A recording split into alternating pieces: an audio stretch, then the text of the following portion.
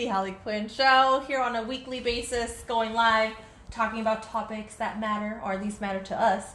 And it's the healing journey, anything related to that, anything related to the self-love journey. And we're all both on our journeys. We're both coaches, so we're here to discuss and invite you in to see if it can help you in any sort of way. And the topic that we have today is going from to us to for us. And what inspired this topic was talking about changes, how it is when we make that intentional change versus when we're surprised by change, and where they're either going into the loop of like victim mindset and then feeling and then going to self-sabotage, and then it just cycles. Victim self-sabotage, like nothing happens, right? We're just like, that's our flow right now. It's really unintentional, and it's almost like we're letting life dictate how our life is going to be. Mm-hmm. We're going to let what's happening to us dictate how our life is going to be. Giving our power away. Yeah. Like, how does that, when you hear that, how does that feel? And then there's like this other route where, let's just say the changes happen or life happens, right? But then there's this practice of intentionally making a change with that. And we know this is the harder route. That's why the healing, the growth journey, self-love journey is the hardest one to take. That's why we're here to support you and bring on conversations like this. You know what I mean? Because let's be real, we have all been in the self-sabotage mode, and we didn't know that we were doing that to ourselves. Like, I can call back memories of like middle school, high school, after high school, of how I was living in that victimhood, self-sabotage, and then what helped me break out of that. So we're here to invite that discussion. We're really inspired, just this talk of change, because change is in the air, right? Whether you see it as with the seasons or with COVID and shut down again, not shut down again, changes with school, changes with your relationship, changes in your household. So Hallie, with that said, what's coming up for you right now with this, two types of flows that we can take when changes happen? Mm-hmm. And just like feeling like it's happening to us. Like when someone breaks up with us, it's happening to us. So sad, right? Mm-hmm. Versus, this breakup happened for me, for an example. So what comes up for you, whether it's your own personal experience or with your clients or just in general, with the topic of things happening to you, going from that to things happening for you. Yeah. To you and then for you. Yeah. Yeah. So I think that there's the two ways that change happens in our life. One way is that things outside of us change, and then we get to adapt to that. We either adapt to it or we resist it. Yes. We flow with it or we push against it. Yep. So that's one thing that happens. The other way that change happens in our life is when we choose. When we choose to be empowered to make an intentional change. Yes, spam risk. When we choose to make an intentional change in our lives because something about our lives isn't exactly where we want it to be yet, and we can feel like we need to change something in order to make the progress that we want to make for ourselves. Right. And so that might be in our personal habits and behaviors. It might be in the ways that we relate to others and treat others. It might be like, what do we do when we're triggered? It might be like, what food am I putting in my mouth? It might be, how am I moving my body, right?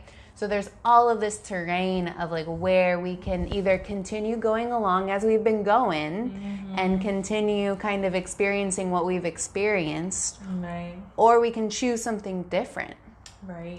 And choosing something different is obviously the hard thing because you don't have that patterning programmed into your brain and into your body. Right. So it's awkward. It doesn't feel right. Yeah. You're having to learn something brand new. You're having to be conscious in the moment instead of just do your autopilot unconscious thing that you've always done.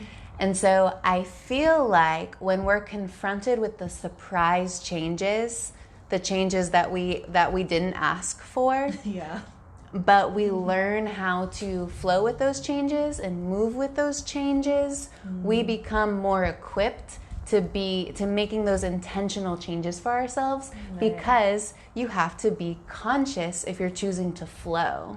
Right. With change, you're having to adapt, you're having to stretch, you're having to grow bigger, more expansive in some way. And so that puts you in the position that like flexes your muscle, it strengthens your muscle to make conscious choices and to inspire conscious change in your life in the directions that you are wanting to grow. Right. Let's dive it deeper into like, what does conscious thinking even look like? You know, like imagine yourself in that certain scenario where the surprise change came, and then how did you react after that? Like, what was then your next move, right? Did you move very quickly? Did you immediately go to that instant gratifying thing? Did you immediately like shout at somebody? Did you immediately blame somebody for that surprise change? Like, let's take a look at that. Like, how did you react to that? Because that is where that's the part that we're talking about. Like, once it happens, how do we practice conscious thinking? Right. Yes. So we'll share both of ours. Let's get into it. Like with Hallie, like how do, like when a surprise change comes, like for myself, the surprise change for me could be like, for an example, I'm just being very relevant and recent. Like when my part-time job was like shut down completely. Like that was like a quick change. And so for me, I had to take a step back. And I knew that I needed to go somewhere to create some space to like reflect and think about how am I going to pivot, right? And that led me looking at like, there's been things that I have been working on. It looks like there's more time now, and you can see where I started getting more answers from that. Just from taking a step back, whether it's reflecting in here. Some people may call it like, I don't know if what do you call it when you open your eyes and you're meditating? Like just, right? A moment of reflection. So with Hallie, for you, like when a surprise change comes, like where do you see yourself doing or going to get to that place where you can make a conscious change with it, to adapt or to be empowered by this surprise change that's happening to you? Right. I think lately the most kind of surprise changes that have been happening in my life are relationship shifts and changes. Because, you know, one of the things that you do on the self-love journey is you really break down your codependent behaviors and tendencies. So, you know, there are these places where I have definitely like self-sacrificed in order to give my time, give my attention, give my, like, kind of like to like leave myself, to escape myself in order to hold space or help someone through their drama, not my drama, you know, but like to give my energy and attention to it. And then all of a sudden, like, I'm way off my center and I'm in someone else's stuff and I'm feeling all of the emotions that aren't even really my responsibility to feel or fix or heal or any of that, right? So because I've been very like diligent about this work, you know, so many of my relationships have either broken down or changed dramatically as a result. And so I'm constantly confronted with like, this person isn't in my life in the way that they used to be. My behavior in this situation is different than it once was. Like, what do I do now with this space? Like, how do I be with myself now that I have more space to be with myself? Because a lot of the ways that I used to distract from myself was through getting into other people's business and messiness. And I'm not choosing that for myself anymore, you know? So yeah, just like really embracing space is a big part of the way that I've been navigating intentional change. And then, and in the embrace of space, I now have space to be like, okay, well, where do I want to grow and build and develop and sharpen and refine and like deepen, you know? Because now I have the space for it. I love it. Yeah, so there's like this common thing of like, okay, like reflecting, asking those right questions. That's what I'm hearing you share. Like asking those right questions to get to where you're like, oh, I feel empowered. I'm actually feeling good that I have this space now, because now I get to look at where I would like to grow with this space that's just opened. Yeah. Seeing opportunity in that. It's true. And then the more space that I have for myself, for my thriving, it's like, and I just get to grow so much faster. Yeah. And then the people in my life are people who are really supporting me and who I feel very like where I'm at, like they're not taking anything from me, you know? Mm-hmm. I love that. What's coming up for me with your share also is like when those surprise changes come, we're left with that choice of like, okay, am I going to really allow this to be bigger than me? Like to like make me feel crushed like that? Or do I get to like, you know, like what she was saying, like grow so that I can feel like bigger than this issue? Like I'm not gonna let this like take over my life and let me feel like, oh, I'm unlovable, or like, oh, like my life just sucks. And I know that a lot of you have that conversation with yourself, you know, like, wow, my life just sucks.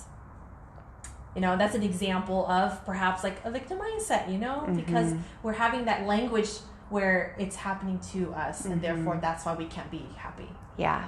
Versus because of this is now an opportunity for me to continue to create space for myself and see where I can grow. It's all about the perspective. And I know that for a lot of you, it can take some really hard down moments to finally take a step back, to finally create that space, to finally like ask these important questions and have a moment of reflection. I feel like sometimes when people say reflect, people don't really know what that even looks like. You know, to reflect is a practice.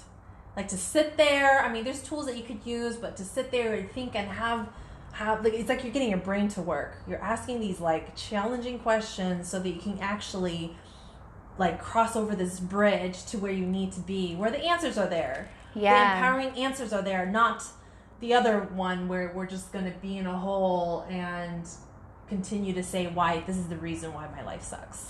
And a very simple question that can help shift your moment is to ask yourself, when you catch yourself feeling down and gloomy and sad about a situation, you can ask yourself, how can I see, like, please help me see this differently.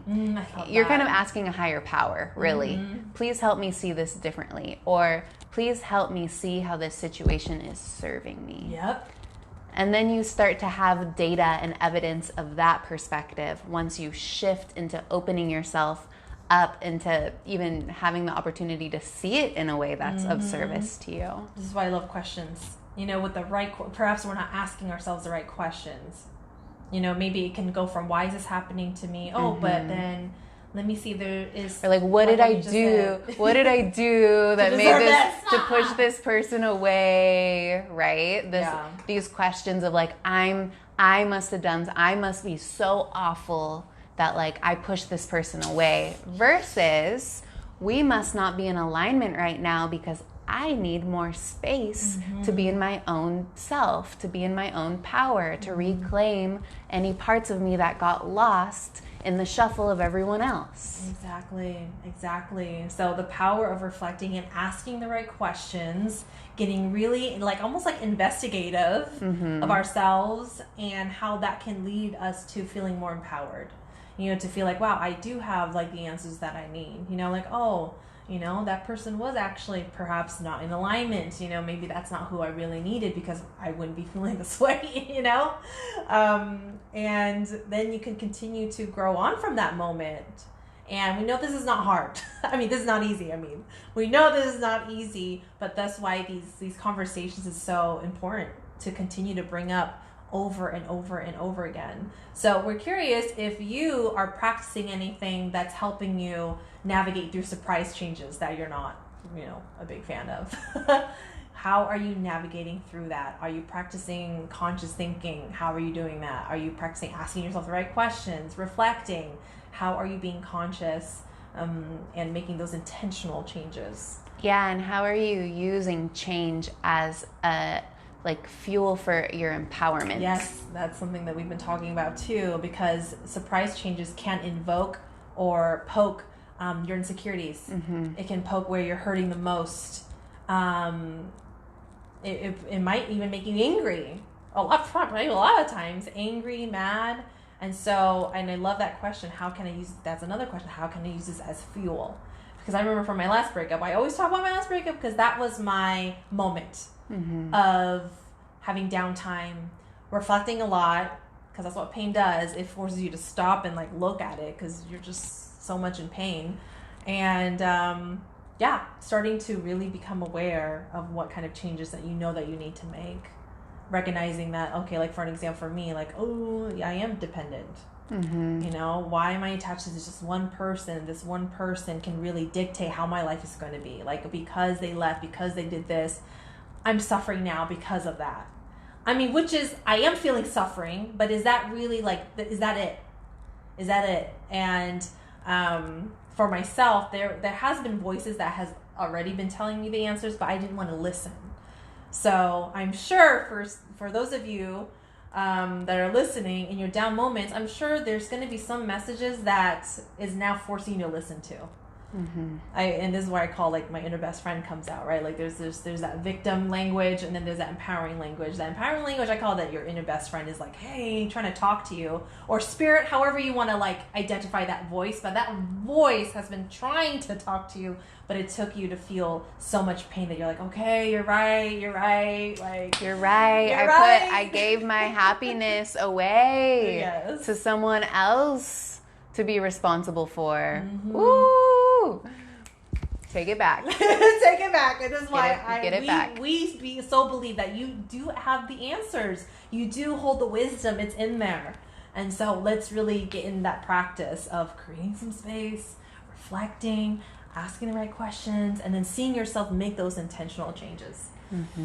Yeah. Because the really cool thing about intentional changes is that they have such momentum that once you shift from your victim conscious state to an empowered consciousness, and you're like, all right, well, you know what? Today I'm gonna whatever the like new intentional choice one is. Thing maybe that is supportive. Yeah. Exactly. That is gonna snowball into another intentional, wonderful choice, which will snowball into another intentional, wonderful choice until these choices become habit, become lifestyle, where it's not even an effort or a question. It's just what you naturally do. But there is that point in the beginning where you have to beat resistance.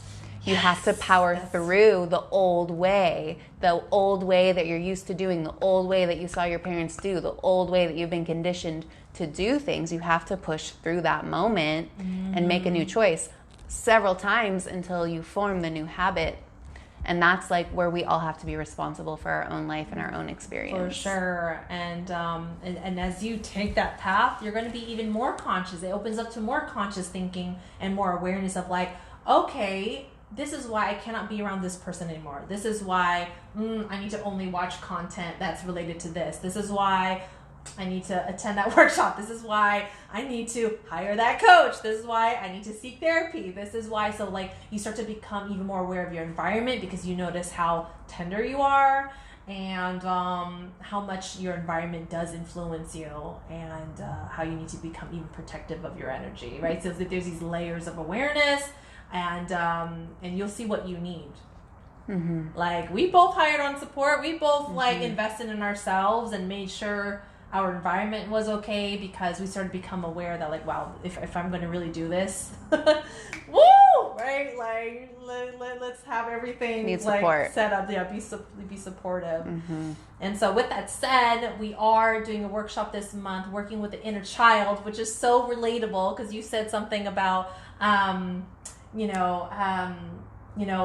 fight the resistance to go back to the ways that you were taught as a child or from your parents or something, right? Like we're going to visit that inner child this month on the 22nd, and it's going to be a creative process, which we're really excited about. So on the 22nd, you get to bring your own creative outlet.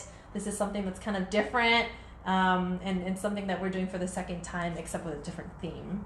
With the inner child. There's 3 tickets left. Yes, there's 3 tickets left. Hop on it. Hop on it. So the 22nd, we tagged it up above. So we hope to see you there. If you have any questions, let us know.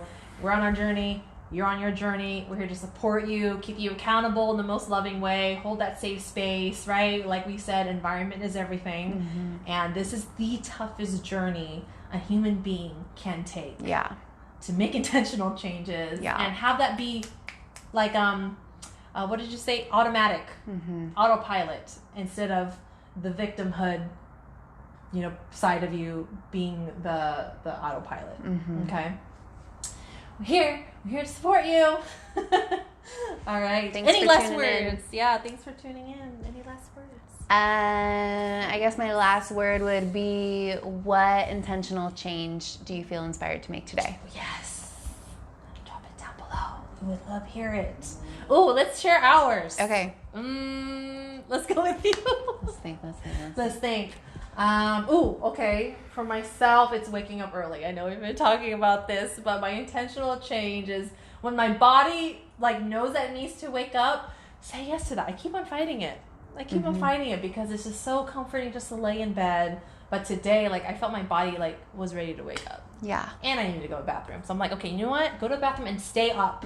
So my intentional change is to be, let the inspiration wake me up. When I wake up, think about okay, seize the day, okay? So that's my intentional change. I'm putting it out there. Yeah. Share yours down below. Anyone who's watching or watching the replay. My intentional change is mine and Tabari's new workout training thing that we're doing. We're gonna work out twice a week. Ooh, girl! We start on Sunday. We have our schedule set up, so we're going in. Hang around, and that keeps us accountable, right? Yeah. I love it. Alrighty, thanks for joining us. Hi, Bless, Michael. Hi, Mark. bless. Hope to see you soon. Bye-bye.